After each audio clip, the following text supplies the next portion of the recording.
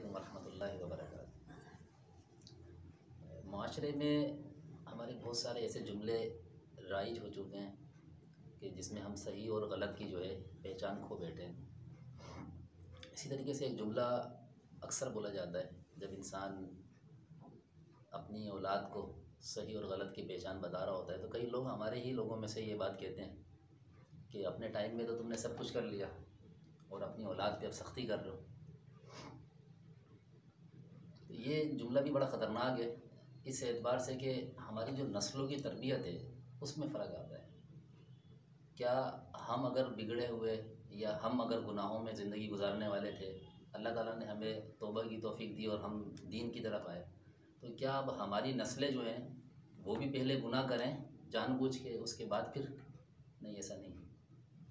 اصل میں ہوتا یہ ہے کہ ان جملوں سے جو ہے نا تربیت پہ بڑا اثر پڑتا ہے، اور وہ اثر یہ پڑتا ہے کہ مثال کے طور پہ میں نے گناہوں میں گناہوں میں زندگی گزاری، اور ہر شخص تقریباً جو ہے وہ انودابیل ہر ایام اللہ تعالیٰ دنوں کو پھیرتا ہے، صحیح اور غلط، اچھے برے، گناہ اور ثواب، یہ سارے معاملات انسان کے ساتھ ساتھ چلتے ہیں۔ تو انسان جب گناہوں کی طرف زندگی گزارتا ہے تو اس گناہ سے اگر وہ سیکھتا ہے، ان خطاؤں سے، ان گناہوں سے، ان غلطیوں سے توبہ کی طرف آتا ہے اور اللہ کی طرف رجوع کرتا ہے، تو یہ تو بہت اچھی بات ہے۔ اب اس کے بعد اگر وہ اپنی نسل کی تربیت کرنا چاہتا ہے، اپنے نسلوں کو، اپنی اولاد کو یہ بتانا چاہتا ہے بیٹا اس گناہ سے بچو، ان بری چیزوں سے بچو، تو ہمارے ہی لوگوں میں سے کچھ لوگ یہ کہتے ہیں یار تم نے اپنے ٹائم میں تو عیاشی کر لی، اپنے ٹائم پہ تو سب کچھ کر لیا، اب اولاد کو تم جو ہے نا منع کر رہے ہو۔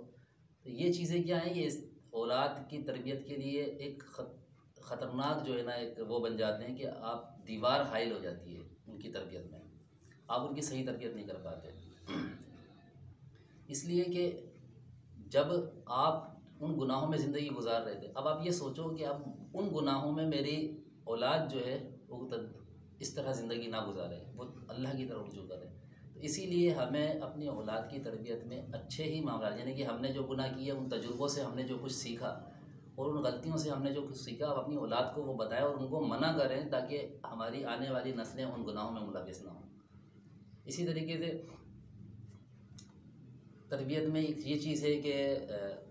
اکثر گھروں میں یہ ہوتا ہے، میں نے خود اپنے مشاہدے میں عام طور پہ ہم دیکھتے ہیں، ہمارے مشاہدے میں یہ باتیں آتی ہیں کہ اولاد اپنی اولاد کو نصیحت کرتی ہے بیٹا باپ کی خدمت کرنا، ماں کی خدمت کرنا، باپ سے منہ نہیں چلانا، ماں سے منہ نہیں چلانا،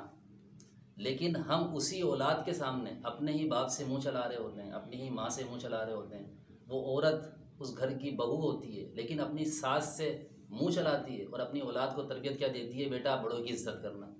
تو جو اولاد ہمیں دیکھے گی کرتے ہوئے وہ وہی سیکھے گی۔ ایسا نہیں ہو سکتا کہ ایک باپ اپنے بیٹے سے بولے بیٹا میرے لیے سگریٹ لے کر آ، اور اپنے بیٹے کو وہ بولے کہ بیٹا سگریٹ نہیں پینا۔ وہ پیے گا، کیوں پیے گا؟ جو دیکھ رہا ہے اولاد وہی کرے گی۔ تو ہم کیا ہے، لما تقولون ما لا تفعلون، اللہ تعالیٰ نے قرآن پاک میں فرماتا ہے کہ وہ بات کیوں کہتے ہو جس پہ خود عمل نہیں کرتے۔ تو ہم وہ بات کر رہے ہوتے ہیں، وہ چیزیں کہہ رہے ہوتے ہیں جو اپنے اولاد سے ہمیں دھوکہ دے رہے ہیں۔ ایک منافقت ہمارے اندر چھپی ہوتی ہے کہ اپنے اولاد کو ہم اولاد سے جو ہے اس چیز کا فائدہ حاصل کرنا چاہتے ہیں کہ وہ ہماری جو ہے نا بات مانے، ہمارے جو ہے نا خدمت کرے اور ہمارے حکم پر ہی سب کچھ کرے، لیکن ہم اپنے ماں باپ سے جو رویہ پیش کرتے ہیں اولاد کے سامنے ہوتا ہے۔ وہ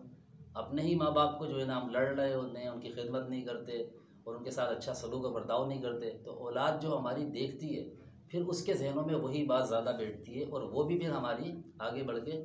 ہماری جو ہے وہ خدمت نہیں کرتی اور ہماری نافرمان ہوتی ہے۔ تو یہی وجہ ہے معاشرے کی بگاڑ کی کہ ہم وہ چیزیں جو ہم خود نہیں کرتے اپنی اولاد کو جو ہے وہ سکھانے کی کوشش کرتے ہیں، اور پھر اس میں بہت سارے لوگ ہمارے ہی اپنے ان جملوں کے اندر جو ہے نا اس طرح کی جملے، اس طرح کی باتیں کر رہے ہوتے ہیں جس سے بچوں کی تربیت پہ بہت بڑا اثر پڑتا ہے کہ اگر صحیح ہے میں نے گناہوں میں زندگی گزاری، ضروری نہیں کہ میری اولاد بھی اسی طرح زندگی گزارے، وہ بھی انہی گناہوں میں ملوث رہے، پھر وہ اپنی تربیت کس طرح کرے گی؟ جب اللہ شعور دے دے اگر اس کی زندگی رہی تو پھر وہ اپنی اولاد کی تربیت کیسے کرے؟ اسی لیے ضروری یہ ہے کہ ہم جن گناہوں سے گزر چکے ہیں کوشش یہ ہو کہ ہماری اولاد ان گناہوں سے بچے، ان بری چیزوں سے بچے، تاکہ وہ آنے والی نسلوں کی بھی اچھی تربیت کر سکے۔ تو اللہ تعالیٰ سے دعا ہے اللہ تعالیٰ